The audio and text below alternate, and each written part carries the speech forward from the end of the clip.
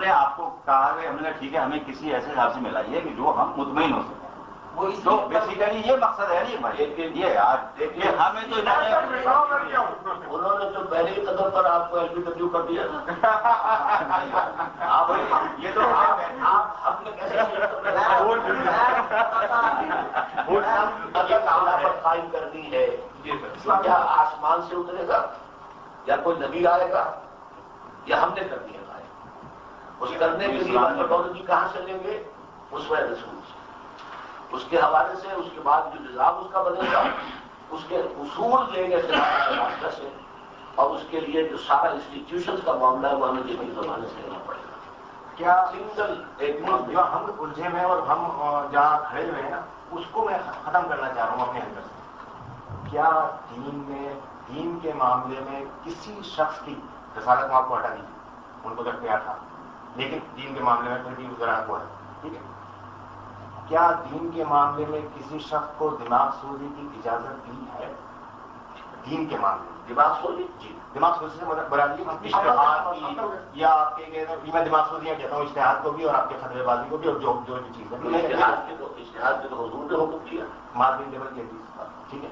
معاذ بن جبل کی حدیث کے بارے میں عرض یہ ہے ابن حزم دائمی اور امام بخاری نے دونوں نے ضعیف قرار دیا علیہ کام. بس وہ تو جو ایک دوسرے کے مخالف ہے وہ اس حدیثوں کے اندر نکال لیتے ہیں.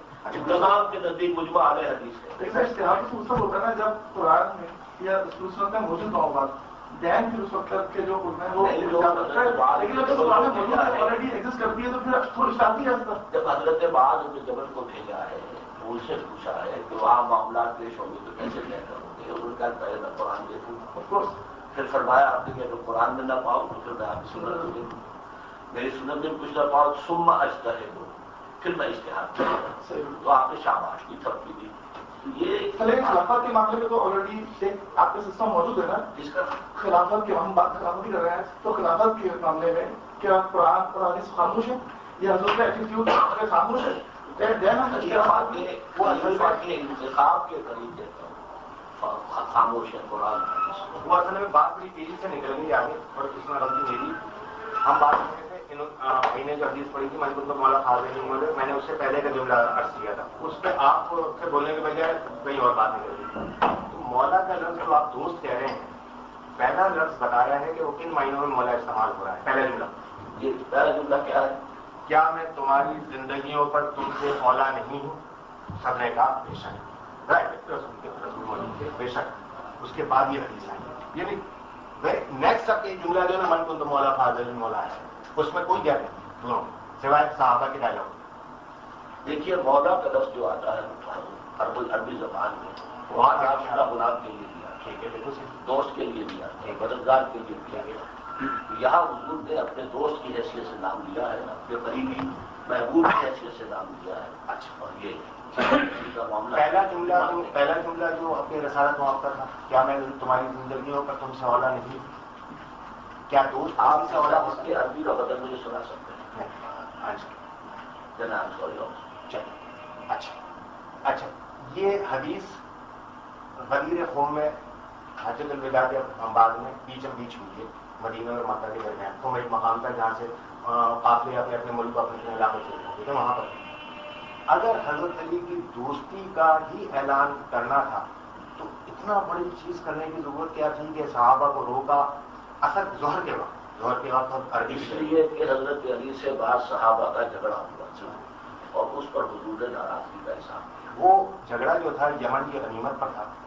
نہیں میں بتا رہا ہوں وہ تمام صحابہ جن سے یہ منسوخ کر دی گئی ہے اس حدیث کو یہ واقعہ وہ سب مدینے آئے تھے مکہ نہیں آئے تھے رسول اللہ کے پاس اور رسول اللہ کے پاس صرف حضرت علی گئے ہیں. جھگڑا ہوا ہے سر ایک لونڈی استعمال کر لی غنیمت میں سے حضرت علی نے تو اس کا شکایت رسول اللہ کو پہنچانا تھا. وہ جن کو پہنچانا تھا نا جن کے بارے میں اس روایت میں وہ ذکر ہے وہ سب مدینے آئے تھے جبکہ رسول اللہ حجۃ الوداع میں مکہ میں تھے اور مکہ سے واپسی میں یہ حدیث ہے. اس واقعے سے کوئی تعلق نہیں بنتا اس کا. اس لیے میں ذرا ایک ذاتی سوال آپ سے کر رہا ہوں. آپ پہلے تشیع میں سے جی نہیں آپ سارا کیس تو ان کمپلیٹ کر رہے ہیں سر جو سوال اصل میں ان لوگوں کی جب اہل تشیع سے گفتگو ہوتی ہے تو یہ لاجواب ہو جاتے ہیں اور غلط ہو جاتے ہیں. یعنی وہ لاجواب کر دیتے ہیں، اسی لیے جو نا آپ کو اسی لیے میں لاجواب ہو رہا ہوں.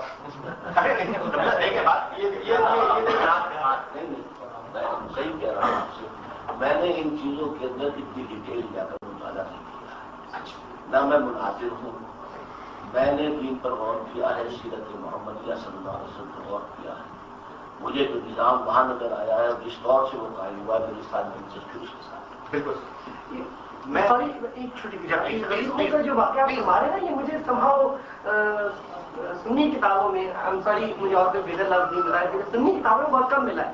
اور مجھے بڑا اس بارے میں بڑا ابہام رہتا ہے کہ یہ واقعہ کس نوعیت کا تھا اور ہماری ہسٹری میں اس کو سپریس کیوں کیا گیا. اس لیے یہ واقعات جو آپ نے بیان کیے نا، تو 65 مفسرین نے آپ کے لیے لکھا ہے ایک خاص آیت کی ذیل میں.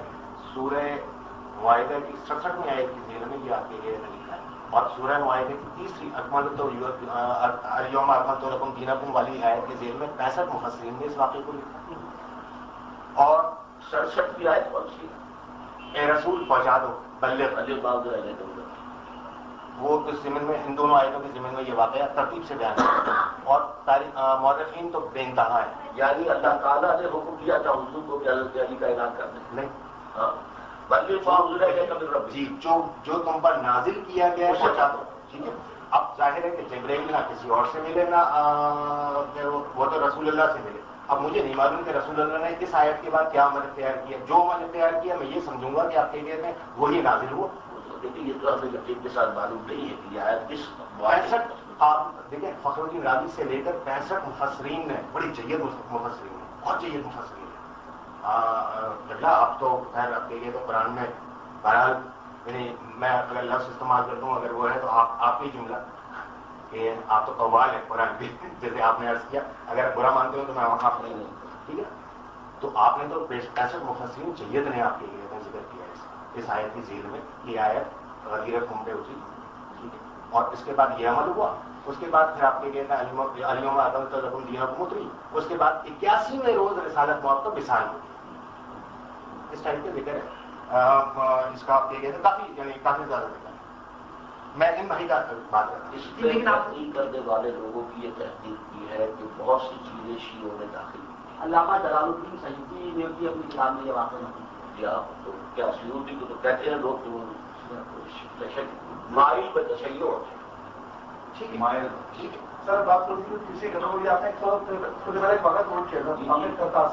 ابھی تھوڑی دیر پہلے آپ نے واقعہ نوٹ کیا تھا واقع کرتاس.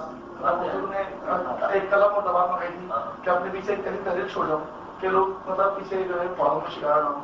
تو اس وقت وہ تحریر کر رہے تھے، انہوں نے منگایا قلم اور زبان.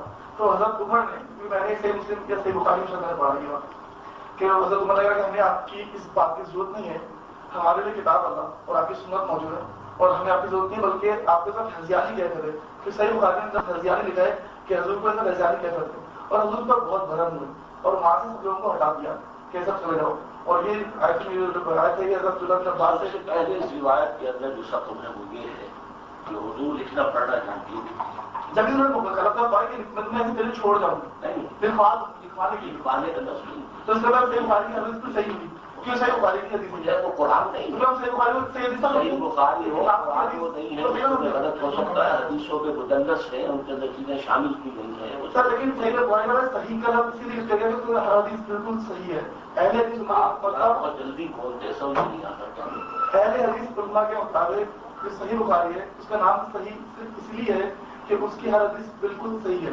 اس میں کوئی حدیث حافظ ابن حجر جو سب سے بڑے مفسر ہیں صحیح بخاری کے، وہ کہتے ہیں اس کے اندر ضعیف روایات موجود. لیکن صحیح بخاری میں یہ 5 جگہ آئی ہے اور جو اس کے راوی ہیں وہ جو ہے آپ لوگوں نے گنتی کی ہوئی نا، یہ شیعوں کا ذہن آپ کے ساتھ جو ہے